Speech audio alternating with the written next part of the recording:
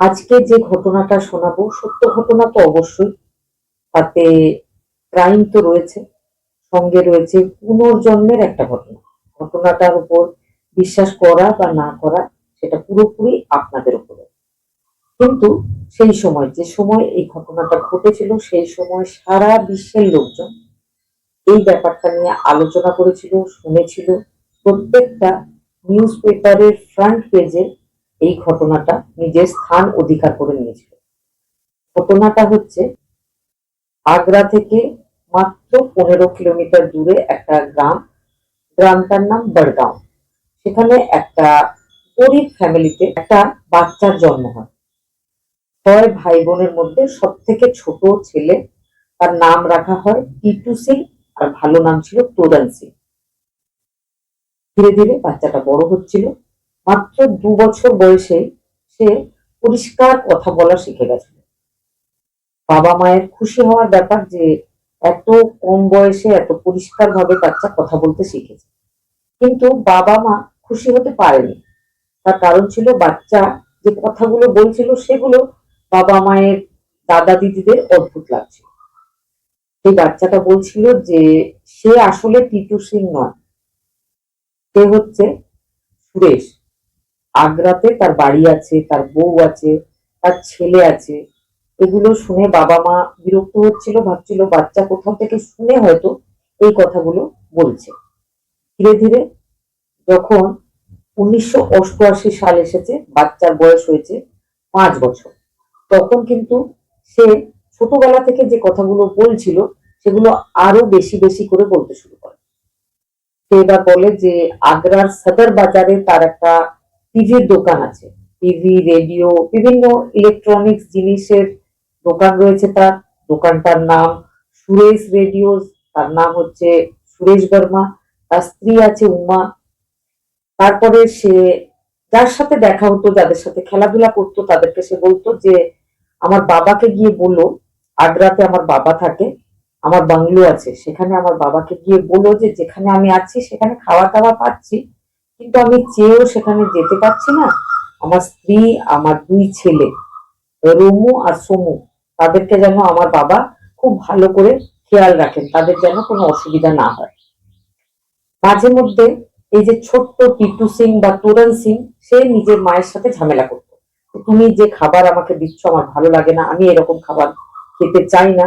সে হাঁটতে চাইতো না, বাসে উঠতে চাইতো না। সে বলতো আমার গাড়ি আছে, আমার নিজের সাদা রঙের গাড়ি আছে, আমি তাতে উঠবো। কিন্তু গরিব ফ্যামিলি, তাদের কাছে কোনো গাড়ি নেই। গাড়ি নেই কি, সারা জীবনে এই পর্যন্ত তাদের ছেলে গাড়িতে ওঠেওনি। কিন্তু সে এই ধরনের কথা বলতো। মাকে বলতো যে তোমার শাড়িটা নোংরা, বাজে, আমাদের বাড়ি নোংরা, আমার থাকতে ভালো লাগে না। আমার আগ্রাতে বাংলো আছে, আর আমার স্ত্রী আছে, আমার মা আছে, তারা কিন্তু খুব ভালো ভালো সুন্দর সুন্দর শাড়ি পরে। প্রত্যেক দিন এইভাবে কিন্তু বাচ্চাটা নিজের বাড়ির লোকজনদের সাথে বারবার নানা রকম কথা বলছিল। এবার ওই টিটু সিং এর যে বাবা, যে একজন গরিব লোক, বড়গাঁওয়ে থাকে, সে নিজের সব থেকে বড় ছেলে অশোককে বলে যে একদিন আগ্রায় ওই সদর বাজারে যাও, যেখানে টিটু বলছে ওর দোকান আছে, তুমি একবার ভালো করে ঘুরে দেখে এসো তো, যে সেখানে সত্যিই সুরেশ রেডিওস নামের কোনো দোকান রয়েছে কিনা। অন্যদিকে গ্রামের সব লোকজনেরা এই ব্যাপারটা শুনছিল। তারা সবাই মিলে বলতে শুরু করেছিল যে টিটুকে ভূতে ধরেছে, না হলে টিটু পাগল হয়ে গেছে, তার চিকিৎসার দরকার, না হলে তাকে নিয়ে যেতে হবে ওঝার কাছে। এবার অশোক সত্যি সত্যি একদিন নিজের এক বন্ধুকে সঙ্গে নিয়ে চলে গেছিল আগ্রার সদর বাজার এলাকায়।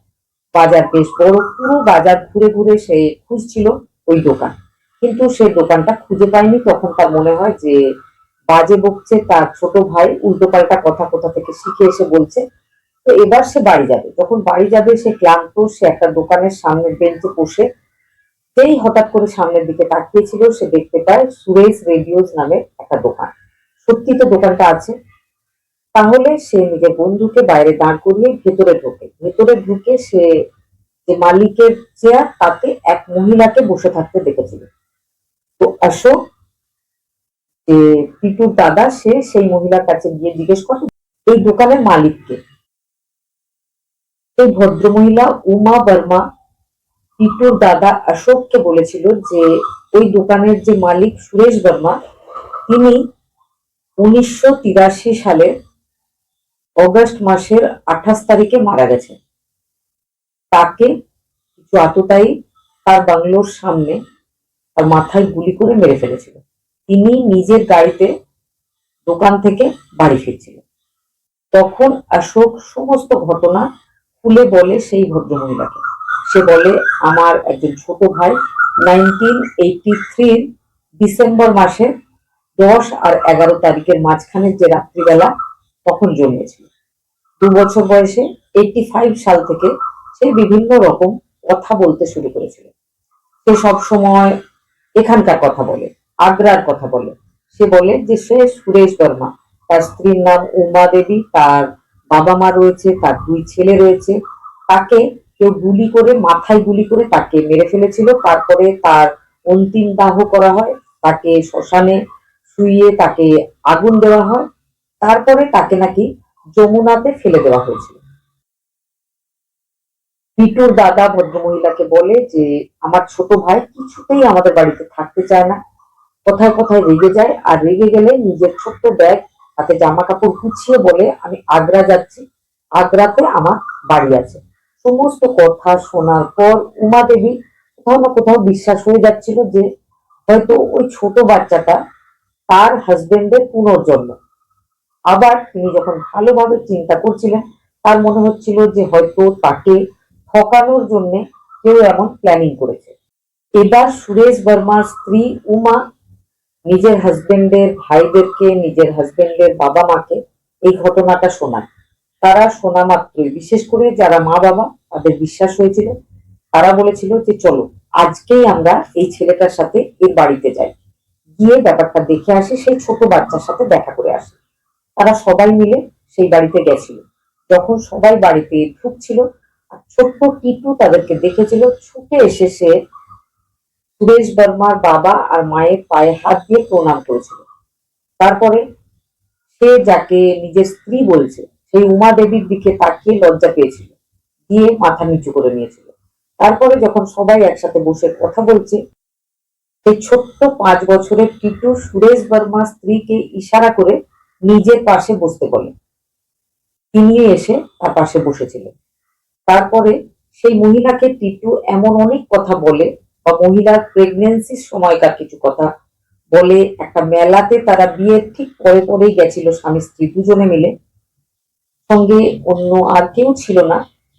সেই সমস্ত কথাগুলো আর কেউ জানতো না। সেই ছোট্ট 5 বছরের তোরণ সিং বা টিটু সিং সেই মহিলার সাথে গল্পগুলো করেছিল। মহিলা পুরোপুরি বিশ্বাস করে ফেলেছিল যে এটাই তার হাজবেন্ডের পুনর্জন্ম।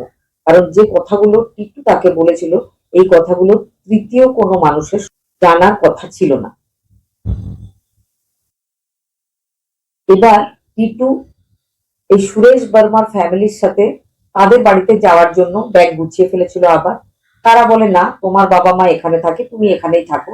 এই কথা বলতে টিটু কিন্তু রেগে গেছিল, কারণ তার ফ্যামিলি, যেটাকে সে ফ্যামিলি বলছে, তারা তাকে নিজেদের বাড়িতে নিয়ে যেতে রাজি ছিল না, কারণ তারা পুরোপুরি এখনো বিশ্বাস করতে পারছিল না। এবার টিটু আর টিটুর ফ্যামিলি সবাই বাইরে বেরোয় তাদেরকে গাড়ি পর্যন্ত এগিয়ে দেওয়ার জন্য।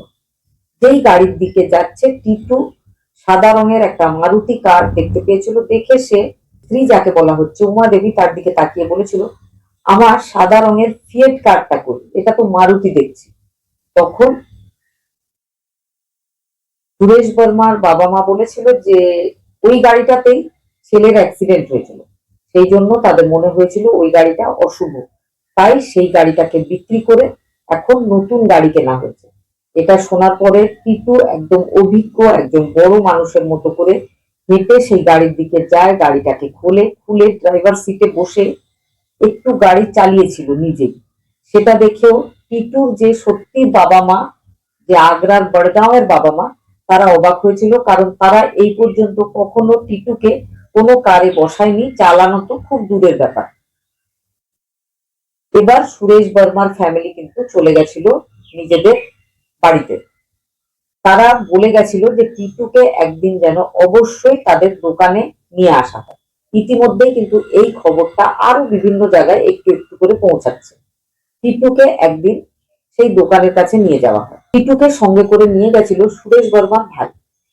টিটু যখন সুরেশ বর্মার ওই দোকানে ঢুকছিল, একদম মালিকের মতো করে হেঁটে ঢুকছিল। তাকে দেখে একদম মনে হয়নি যে সে একটা ছোট 5 বছরের বাচ্চা। সে দোকানের ভেতর ঢোকে, একদম অভিজ্ঞ একজন মালিক যে সিটে সুরেশ বর্মা বসতেন, ঠিক সেইভাবে সে সেই সিটটাতে উঠে গিয়ে বসেছিল।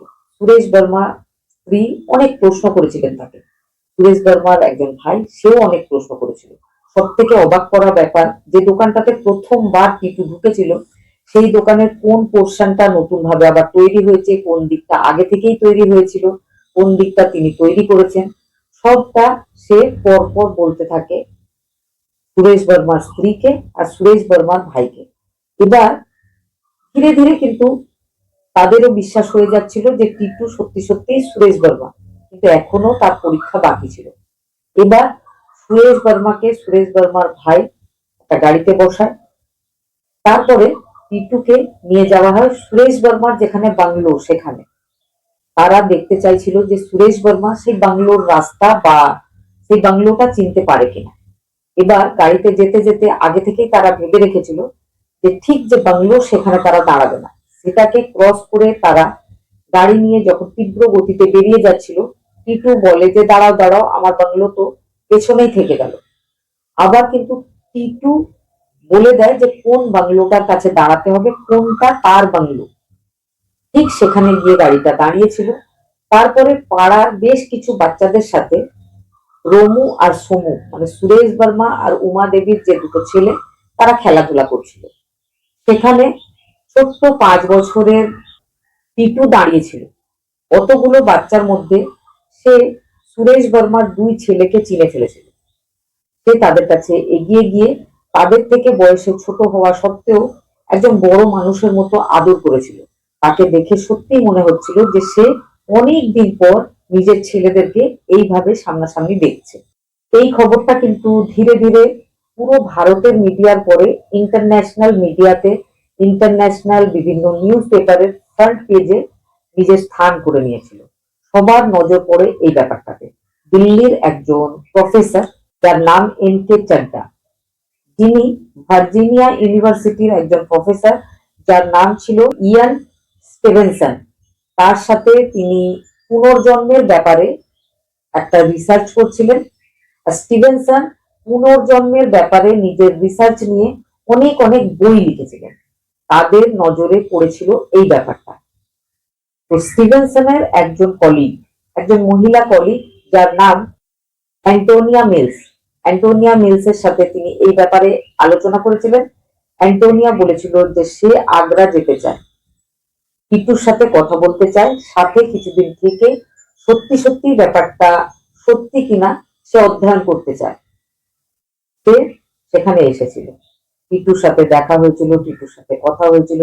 টিটুকে নিয়ে সে সারাদিন আগ্রার গলিতে গলিতে ঘুরেওছিল। তিনি নিজের রিসার্চ পেপারে লিখেছিলেন টিটুর যে বেশিরভাগ অভ্যেসগুলো পুরোপুরি সুরেশ বর্মার মতো। সুরেশ বর্মা কিন্তু কালোবাজারি বা 2 নম্বর ব্যবসার সাথে জড়িয়েছিলেন। একটু মস্তান টাইপের মেন্টালিটি ছিল তার। তিনি যথেষ্ট ক্ষমতাবান একজন বিজনেসম্যান ছিলেন। লোকজনেরা তাকে ভয় পেত, আর সেই জন্যই শত্রুতার বশবর্তী হয়ে কেউ তাকে মেরেও ফেলেছিল। অ্যান্টোনিয়া মিলস লিখেছিলেন যে ছোট্ট টিটু ধীরে ধীরে বড় হচ্ছিল, আর সে অ্যাগ্রেসিভ হয়ে যাচ্ছিল সুরেশ বর্মার মতো। তার মধ্যে অভ্যেসগুলো পুরো সুরেশ বর্মার অভ্যেসের মতোই ছিল। সে অল্পেতে রেগে যেত, লোকজনের সাথে ঝগড়া বিবাদ করে ফেলতো। এমনকি অ্যান্টোনিয়া মিলসের সাথে ছোট্ট টিটু একবার একটা চুড়ির দোকানে গেছিল। অ্যান্টোনিয়া মিলস যখন চুড়ি কিনে ফেলেছিলেন, তখন টিটু সেই দোকানদারদেরকে বলেছিল যে ইনি কিন্তু আমার বন্ধু, খবরদার এনার কাছে টাকা নেবে না, যদি টাকা নাও তাহলে কিন্তু আমি তোমাদের সাথে বুঝে নেব। এই ব্যাপারটা, এই যে রাগ করে একটা কথা বলা অত ছোট একটা বাচ্চা, ব্যাপারটা দেখে অ্যান্টোনিয়ার মনে হয়েছিল যে সত্যি সত্যি এটা সুরেশের পুনর্জন্ম। সব রকম টেস্ট বোঝার জন্য যেগুলো করা হচ্ছিল, তাতে পাশ করে গেছিল টিটু। এবার পালা যে টিটুকে বসিয়ে জিজ্ঞেস করা হয় যে যেদিন তোমাকে গুলি করা হয়েছিল সেদিন কি তুমি আততায়ীদের চিনতে পেরেছিলে? টিটু কিন্তু বলেছিল যে দুজন ছিল একসাথে যখন তাকে গুলি চালানো হয়, তার বাংলো থেকে একটু দূরে সে নিজের সাদা ফিয়েট গাড়িতে ছিল। তার ডান দিকের কানের উপর গুলিটা চালানো হয়েছিল। টিটু এটাও বলে যে একজন ব্যবসাদার যাকে সে চিনতে পেরেছিল তার নামটাও সে বলেছিল এই রিসার্চ করতে আসা টিমকে। এবার পুলিশ স্টেশনে ব্যাপারটা জানানো হয়েছিল। আগ্রার পুলিশ টিম কিন্তু টিটুর বলা এই ঘটনার উপর যথেষ্ট বিশ্বাস করেছিল। টিটুর বলার ভিত্তিতেই টিটুর যে বিজনেসম্যানের নাম বলেছিল তাকে অ্যারেস্ট করা হয়েছিল, তার জিজ্ঞাসাবাদ হয়েছিল, সে মেনে নিয়েছিল, তার সঙ্গীর নামও সে বলে দিয়েছিল। তারপরে দুজনকে জেলে রাখা হয়।